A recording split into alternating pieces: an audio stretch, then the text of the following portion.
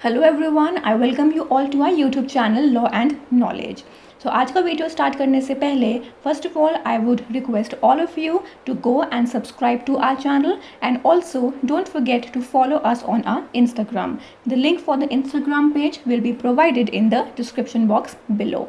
सो आज के वीडियो में हम बात करने वाले हैं एक बहुत ही इंपॉर्टेंट इनैक्टमेंट के बारे में, which is the specific relief act of 1963।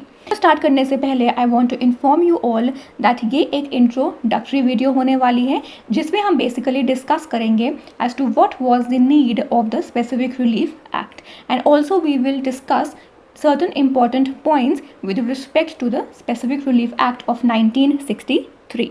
देखिए, अगर हम इस एक्ट के टाइटल को रेफ़र करते हैं which is specific relief act, यहाँ से हमें दो चीज़ें जो बहुत क्लियर हो जाती हैं वो ये है कि एक ऐसा एक्ट है जो बताता है हमें डिफरेंट टाइप्स ऑफ रिलीव्स के बारे में, और ऐसे रिलीव्स के बारे में ये बात कर रहा है जो कि स्पेसिफिक इन नेचर है। अब ये तो हमें क्लियर हो गया है। Now the next question is that why do we need this act, हमें इस एक्ट की ज़रूरत क्या थी। देखिए, ये समझने से पहले आपके साथ एक बहुत ही बेसिक पॉइंट डिस्कस करना चाहती हूँ। We all know that we have two types of laws available with us, right. ये कौन से टू लॉज हैं? एक हमारे पास होते हैं criminal laws and other we have is the civil laws. अब जब हम क्रिमिनल और सिविल लॉज को पढ़ते हैं तो दोनों लॉज के अपने अपने कुछ रिलीव्स या फिर जिनको हम रेमेडीज़ कहते हैं वो अवेलेबल होती हैं। सबसे पहले अगर मैं ब्रीफ में आपके साथ डिस्कस करूं about criminal laws, so we always refer to section number 53 of your Indian penal code. ये सेक्शन हमें ये बताता है कि कौन सी पनिशमेंट्स जो हैं आप प्रोवाइड कर सकते हैं जब भी आप कोई क्रिमिनल प्रोसीडिंग्स इनिशिएट करते हैं। That is in the form of death sentence, life imprisonment, then imprisonment which can be simple और rigorous, we have fine, forfeiture of property, और लेटली जो है रिसेंटली एक और फॉर्म की जो रिलीफ है वो ऐड की गई है क्रिमिनल लॉ में। एक्चुअल में ये रिलीफ सिविल नेचर की है and it has been introduced in the form of the victim compensation scheme, right. देखिए, अब जब हम इन रिलीव्स को एनालाइज करते हैं तो what do we find out that these reliefs are somewhere adequate in nature. मतलब इन रिलीव्स को हम सफिशिएंट कंसिडर करते हैं दैट कोई भी आपकी क्रिमिनल प्रोसीडिंग्स हो, कहीं ना कहीं इन रिलीव्स में वो फॉल कर जाती है। But here we are basically concerned with the civil laws. अगर हम सिविल लॉज की बात करते हैं तो जनरल रिलीफ जो हमारे पास अवेलेबल होता है सिविल लॉज में, that is in the form of your damages. आप सबको मालूम होगा, अगर आपने इंडियन कॉन्ट्रैक्ट एक्ट में सेक्शन नंबर 73 जो है वो भी इन्हीं डैमेजेस के बारे में बात करता है कि अगर दो पार्टीज़ के बीच में कोई कॉन्ट्रैक्ट एंटर होता है and one of the party fails to perform his part of the contract, that will amount to a breach of contract। और breach of contract के cases में जो remedy हमारे पास available है that is in the form of damages under section 73। Now what happened was that slowly and gradually we all know कि हम एक ऐसी society में रहते हैं which keeps on changing, right? That is why law also keeps on changing. Law is also dynamic in nature। अब slowly and steadily हमारे सामने कुछ ऐसी situations या फिर circumstances arise होने start हो गए जहाँ पे हमने इस चीज़ को realize किया कि जो damages हैं they are not an adequate relief। I will explain you with very simple examples। For example, एक father है, वो कुछ एक will बनाता है in the favor of his sons कि कैसे मेरी प्रॉपर्टी जो है वो वैसे डिस्ट्रीब्यूट होगी आफ्टर माई डेथ। बट अभी फादर अभी अलाइव है एंड ही रियलाइजेस और ही गेट्स टू नो कि जो उसके सन्स हैं वो उसके टूवर्ड्स लॉयल नहीं हैं and they are not worthy of getting his property. Actual में सन्स जो हैं वो वेट कर रहे हैं दैट कब हमारे फादर की डेथ हो और उसकी प्रॉपर्टीज़ को हम आपस में ले लें। Now here what is the remedy available with the father. अगर हम जनरल रेमेडी को देखें वो है डैमेजेस। तो डैमेजेस इस सिचुएशन में डेफिनेटली एक एडिक्वेट रेमेडी नहीं है। इस केस में जो एक एडिक्वेट रेमेडी होनी चाहिए फादर के पास, that is the cancellation of his instrument of will. But वो रेमेडी तो अवेलेबल है ही नहीं, बिकॉज हमारे पास तो सिर्फ एक जनरल सिविल रेमेडी या फिर रिलीफ अवेलेबल है which is in the form of damages. इसी चीज़ को हम एक और एग्जाम्पल से समझते हैं. फॉर एग्जाम्पल ए और बी जो है they enter into a contract, right. B को मालूम होता है that A has played fraud on him. ठीक है, ए ने उसको प्रॉमिस किया था दैट मैं आपको एक एंटीक पेंटिंग जो है वो सेल करूँगा, लेकिन उसने एक नॉर्मल डुप्लीकेट पेंटिंग जो है वो उसके बदले में उसको दे दी है. ठीक है, so what he does is B जो है वो रिफ्यूज़ कर देता है that I am not going to perform my part of the contract because तुमने मेरे ऊपर एक फ्रॉड प्ले किया है. अब ए क्या करता है, ए जो है बी के अगेंस्ट सूट फाइल कर देता है for breach, that is for the damages. अब इस सिचुएशन को देखें तो बी के पास क्या रेमेडी है. बी तो एक्चुअल में नुकसान में है. पहले ए ने उसके ऊपर फ्रॉड प्ले किया, दूसरा जब उसने मना कर दिया that I am not going to perform my contract, तो ए ने उसके अगेंस्ट सूट फाइल कर दिया फॉर द डैमेजेस. तो यहाँ पे बी जो है उसके पास क्या रेमेडी अवेलेबल है. अगर हम जनरल सिविल रेमेडी को देखें that is only in the form of damages, लेकिन इस सिचुएशन में भी जो डैमेजेस हैं उसको हम एक एडिक्वेट रिलीफ कंसिडर नहीं करेंगे बिकॉज बी यहाँ पे डैमेजेस लेने में इंटरेस्टेड नहीं है. बी तो यानी कि इंटरेस्टेड है in the specific performance of the contract. B जो है वो एक ये कहता है कि I want that antique painting only, मुझे डैमेजेस नहीं चाहिए, मुझे तो तुम्हारे से स्पेसिफिक परफॉर्मेंस ऑफ कॉन्ट्रैक्ट ही चाहिए. I want you to give me that very painting only. But ये रेमेडी तो बी के पास अवेलेबल है ही नहीं because obviously as I told you the only general civil remedy is in the form of damages. तो ऐसे करके बहुत सारी ऐसी सिचुएशंस अराइज होने स्टार्ट हुई जहाँ पे डैमेजेस जो हैं that was not an adequate relief. So law ने ये सोचा, the legislatures, the law makers basically thought that हमें कुछ ऐसे स्पेसिफिक रिलीव्स बनाने की ज़रूरत है जो स्पेसिफिक होते हैं depending upon the given situation and circumstances. That is why we had was a specific relief act.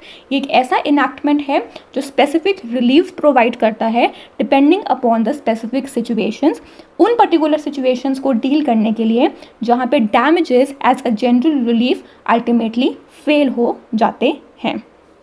So I hope you are able to understand what was the reason behind passing of this very enactment. सबसे पहले हमारे पास specific relief act आया था ऑफ 1877. Then we had was of 1963, it was amended. और जो recent amendment की गई है that is in the year 2018. 1877 और 1963 में जब अमेंडमेंट हुआ था इन 1963, 1877 के एक्ट के अंदर बहुत सारी इलस्ट्रेशंस प्रोवाइडेड थी, but those illustrations were removed in the act of 1963 because they were considered to be inappropriate, right? And 2018 में जो है एक न्यू रिलीफ ऐड किया गया है 1963 के एक्ट में, और 1877 के एक्ट में भी वी हैड 7 रिलीव्स. 2018 के एक्ट में we have 7 + 1, so now in totality we have 8 specific reliefs available to us. Next important point ये है, जो हमारा स्पेसिफिक रिलीफ एक्ट है वो बेस्ड है upon the principles of equity, justice and good conscience. Rather हम ये कह सकते हैं कि जो पूरा का पूरा कॉन्सेप्ट है वो लिया गया है from the equity codes of England, right. हम सब जानते हैं कि जो इंग्लैंड के इक्विटी कोड्स हैं वो अपना डिसीजन बेस करते हैं अपॉन इक्विटी एंड जस्टिस. जब वहाँ का कॉमन लॉ कोर्ट्स जो हैं उनके पास एक अप्रोप्रिएट रेमेडी अवेलेबल नहीं होती है, then the equity courts come in to picture and they give their decisions based upon these principles. Similarly जो आपका स्पेसिफिक रिलीफ एक्ट में जितने भी रिलीव्स हैं वो कम्प्लीटली इन्हीं प्रिंसिपल्स के ऊपर बेस्ड हैं. सो इसको हम एक इक्विटेबल लॉ भी बोलते हैं बिकॉज इसका बेसिक पर्पज़ यही है कि जहाँ पे आपके damages as a general relief fail हो गए हैं वहाँ पे आपको स्पेसिफिक रिलीव्स को प्रोवाइड करना है. नेक्स्ट हमारे पास 2 बहुत इंपॉर्टेंट क्वेश्चंस आते हैं with respect your specific relief act. The first is whether this act is substantive और प्रोसीजरल इन नेचर. मार्क कर लीजिए that specific relief act is substantive in nature, it is not procedural, right. Because specific relief act जो है वो आपको different relieves provide करता है. ये एक रिलीफ एक्ट है, आपको रेमेडीज प्रोवाइड करता है दैट कौन सी सिचुएशंस में आपके पास क्या क्या रेमेडीज अवेलेबल हैं. फॉर एग्जाम्पल जैसे आपका इंडियन कॉन्ट्रैक्ट एक्ट है that provides you what are the remedies if in case a breach of contract takes place. So वो एक सब्सटैंटिव लॉ है, राइट. आपका आपका सेल्स ऑफ गुड्स एक्ट है जो आपको बताता है कि अगर आप एक अनपेड सेलर हो तो कौन से राइट्स आपके पास अवेलेबल हैं, that is also a substantive law. Similarly SRA is also a substantive law, it is not procedural. जो प्रोसीजरल एस्पेक्ट फॉलो किया जाता है that is of your CPC, civil procedure code 1908। ठीक है।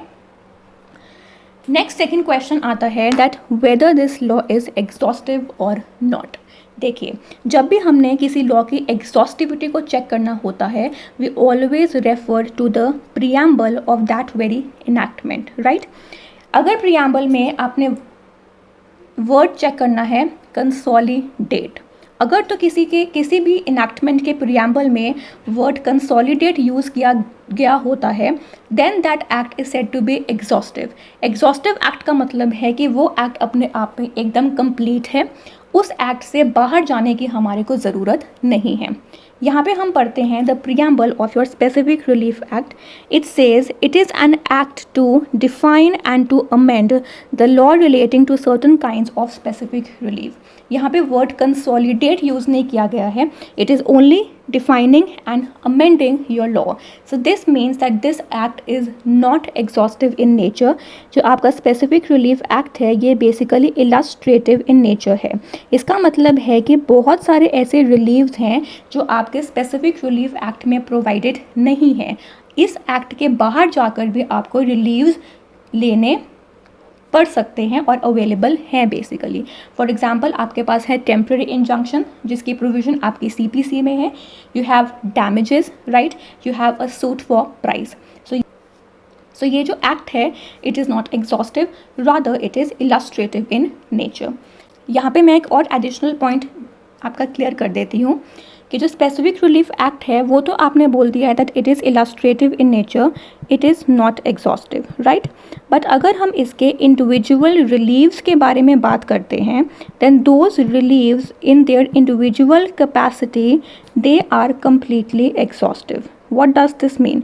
दिस मीन्स दैट जो भी आपके relieves हैं, आप कोई भी रिलीफ उठा के देख लीजिए, परपेचुअल इंजंक्शंस या फिर आप स्पेसिफिक परफॉर्मेंस ऑफ कॉन्ट्रैक्ट्स उठा लीजिए, आप कैंसलेशन ऑफ इंस्ट्रूमेंट्स उठा लीजिए, कोई भी आप रिलीफ उठाते हैं वो अपने आप में अपनी इंडिविजुअल कैपेसिटी में एकदम एग्जॉस्टिव है। फॉर एग्जाम्पल परपेचुअल इंजंक्शंस, जो SRA में परपेचुअल इंजंक्शंस की प्रोविजंस गिवन है, they are absolutely complete, they are absolutely exhaustive in nature, right. तो यहाँ पे आप कंफ्यूज नहीं हुए, जो आपका एक्ट है that is illustrative in nature, but जो आपके इंडिविजुअल रिलीव्स हैं वो अपने इंडिविजुअल कैपेसिटी में जो हैं they are completely exhaustive in nature, right. So this was all about the first video of your specific relief act. अगर आपके कोई भी क्वेश्चंस हैं, क्वेरीज हैं, आप नीचे कमेंट बॉक्स में डेफिनेटली पूछ सकते हैं। सो नेक्स्ट वीडियो में हम स्टार्ट करेंगे with your individual relieves covered under your SRA. So I hope you like this video. If you did, then please give it a thumbs up and also don't forget to subscribe to our channel. Thank you.